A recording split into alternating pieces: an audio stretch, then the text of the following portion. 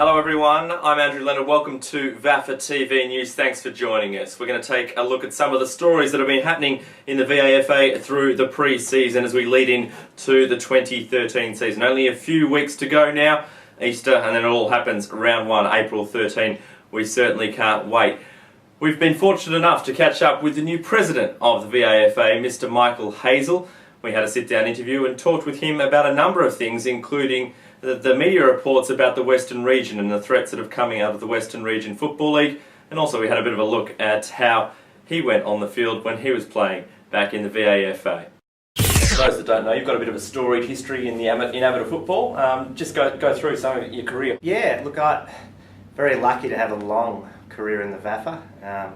I started off playing VAFA, VFL football for 4 or 5 years and then moved back to my club in the VAFA, which was Salesian Old Boys, down in Division 2. So I played there over a period of time for about 6 or 7 years. So I coached, played there, was on the committee there, was lucky enough to play in a divisional premiership there, so that was great. I think after... Won a league best and fairest? Yeah, league best and fairest there. Thanks for throwing that in, mate.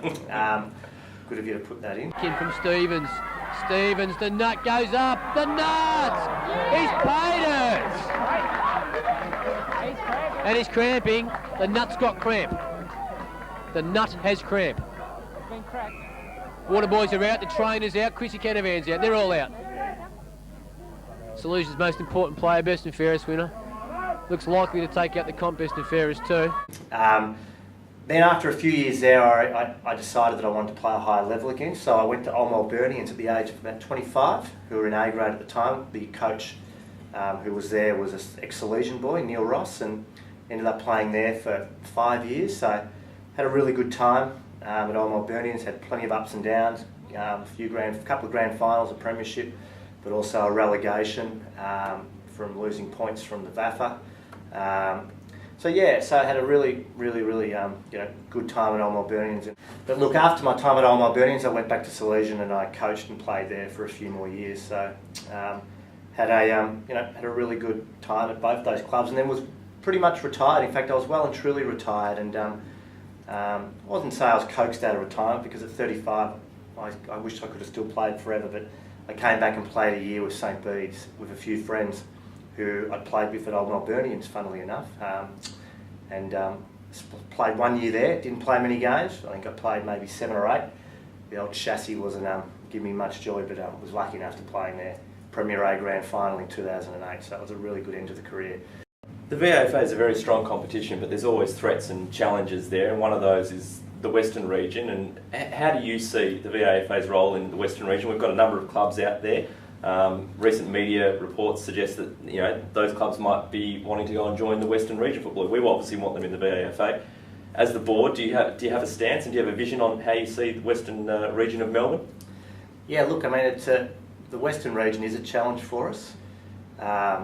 It's a challenge which is, in one way no different to the challenge which Eastern, Southern, Northern Football League clubs in the VAFA have to cope with, and that is the lure of money from paid competitions, and not just the lure of money, but also the lure of, as our Western Region clubs move up the grades in the VAFA, they become more attractive. The players become more attractive to opposition clubs out there, and with new clubs popping up there and looking to start new clubs outside the VAFA, then the market for these people in the VAFA clubs is obviously becomes a lot tighter. So it is a challenge. I'm very confident though that we have a good model. And when I say that, I mean we still have a different product, the VAFA, and that is a product based on amateur status. And whilst I think there will be comings and goings as people change and clubs changes and people try different things, ultimately we have a different product to most other leagues in Victoria, and I'm confident that that things will work out themselves to a certain extent as time goes on. That's not to say that I'm not here to say that we shouldn't implement some sort of aggressive strategy to grow in the West, but I'm certainly not going to be jumping at shadows. And if you want to see the rest of that Michael Hazell interview, that's up on the website at vafa.com.au. Now, St Kevin's have been one of those clubs that have been continually on the move looking for a home. In a recent announcement just last week, Stonington Council, along with the state government, announced funding up towards of $3 million that will go into development and a redevelopment of the TH King Oval. VAFA TV were invited down for the announcement. Take a look. For the past 3 seasons, St Kevin's Old Boys have been coming to the TH King for their home games. Soon this ground will resemble something that's the envy of all of the VAFA competition. I'm glad no one else has used the pun that it's TH King Oval and this is hardly fit for a king, but it will be. It will be soon. The pavilion will be twice the size of what's here, and not only are we providing a pavilion for sporting use, we're also providing an environment centre and a community space which will be used by the broader community at large. As a government, and I'm really happy to be here with Michael, because Michael's been chewing the ear about this project for a long time. We've got a commitment to see more people more active more often. To do all this work, we've really been thankful for the support of St Kevin's, who's been one of the major groups here, who have probably spent a bit of time lobbying or networking or working with us to achieve this outcome. Well done on your persistence. Particularly to St Kevin's, well done for putting your money where your mouth is and actually putting $50,000 on the table. For the community, it's going to add to the life of this building. I mean, you just look back here at the ground and it's just fantastic. You can see that our staff are passionate about what they do. They've got this ground in a brilliant shape, and it's going to be something that's a great asset for the community. Our investment continues our strong commitment to grassroots facilities, with the AFL and AFL Victoria investing almost $10 million in more than 360 football facility developments. Shared his vision and the club's vision on creating a permanent home for the St Kevin's Old Boys Football Club. I think they've been a journey club for a number of years, and the vision that he painted was something that we bought into. And that's why we were pleased to provide $75,000 to this project. So as a football club, we arrived here about 3 years ago on a promise that the facilities that we would be looking forward to would eventuate. And I think that what we've seen here today is the result of 2 words that come to mind: collaboration and participation. As a lot of the people in the VAFA know, St Kevin's have been journeymen. We've had many different home grounds, from Sandringham to Glenferrie Oval. We came here to TH King 3 years ago in the hope that one day we would have a permanent home and some facilities that our boys could really appreciate. And through the efforts of the state government and Stonington Council, today is the realisation of that promise. This old pavilion will soon be replaced with a $3 million giant that St Kevin's have contributed $50,000 towards. Years, and we've got a lot of people around the football club who are keen to see St Kevin's prosper and grow. And once we started painting the picture of what we were hoping to achieve here at TH King, we were fortunate enough to be able to rattle the tins, and over a number of years we've managed to get there. So the freshly resurfaced oval is ready for this season, whilst we expect the pavilion to be ready for the start of the 2014 season. The project is due for completion in December, so round 1 2014 we'll have a new pavilion, a new surface to play on, and hopefully start really enjoying the benefits. The VAFA recently held a trainers' night for all of the VAFA club trainers.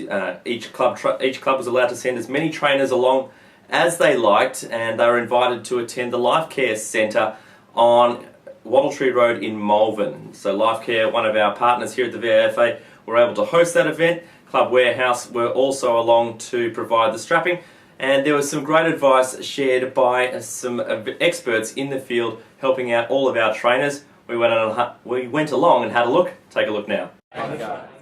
On a Tuesday night in the pre-season, Life Care in Malvern put on a trainers' night for all the VAFA trainers.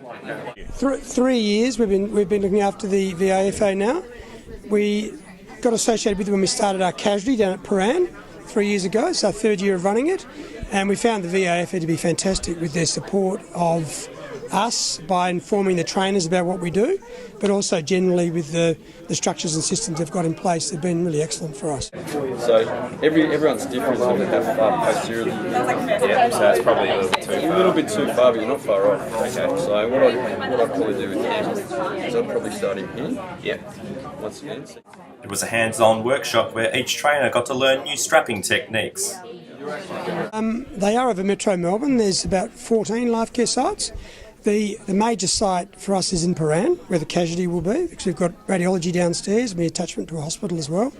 But we've got press centres as far as Croydon in the east, Bundoora in the north, Frankston in the south, and Altona and St Albans in the west. Look after sports business manager for Elastoplast and Luco Sports Medicine. So we're the manufacturer of sports tapes and wound care. Basically all our stuff goes via our major distributor being Club Warehouse. So we're both major sponsors of the ammo. So we've been doing that for many, many years. I've been with the company for 10 years now. It's been very much a long-term relationship. So as the approved suppliers to the league, we'd like to think that you guys would obviously look and come and get our information. Each year we come up with a whole range of stuff that's like bonus deals for the club. So when you do your first purchase for the year of sports medicine supplies via club, you are entitled to get this, which is worth about $650. You've been a trainer? This is my 4th year. At Derby? Second year at Therry. And tonight, did you get a lot of benefit out of tonight? Yeah, I did.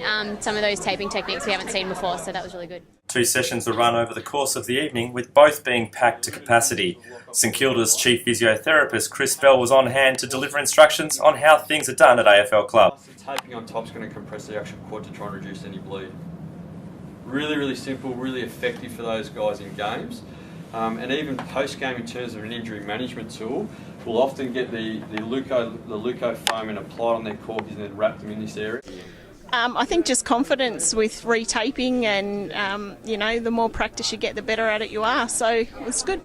Mainly techniques, a little bit about some of their assessment they were talking about with the hamstring injuries and stuff. It was good just to get some clarification on that kind of thing. But yeah, the probably just reassuring with taping techniques, that there's different ways to do it. And, as long as you're protecting injuries and so forth. Well, that's all we've got time for this week on VAFA TV News. We'll be back next week going through all of the transfers that have happened during the off-season. There's been some big names that have dropped. Make sure you stick around with us and keep checking back to vafatv.com. That site's about to launch soon, but otherwise at vafa.com.au. We'll see you again next week.